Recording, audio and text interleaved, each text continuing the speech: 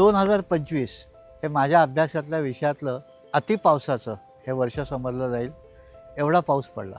जवळजवळ 6 महिने, माझ्या जन्मापासून मी एवढा 6 महिने पाऊस नाही बघितला. या पावसाचं प्रमाण देशभर खूप होतं आणि महाराष्ट्रामध्ये त्याने प्रचंड वाटोळं झालं त्या पावसाने, की अनेकांची टक्केवारीमध्ये 90% अनेकांची पिकं गेली. भातापासून सोयाबीनपर्यंत पीक गेलं. शहरातला माणूस विकत आणेल, सरकार कुठून तरी आणेल, पण शेतकऱ्याने काय करायचं? तर शेतकरी शासनाकडे अपेक्षेने बघतोय की आपल्याला शासनाच्या मदतीने आपण उभे राहण्या इतपत तरी ताकद सरकार देईल का, ओला दुष्काळ जाहीर करेल का आणि सर्वसामान्य शेतकऱ्याच्यापर्यंत ते पोचेल का.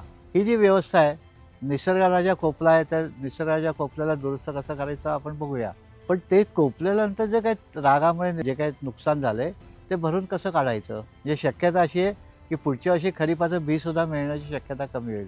ग्राहकाला वस्तू महागात पडणारे तो विकत आणू शकेल, शेतकरी नाही आणू शकणार.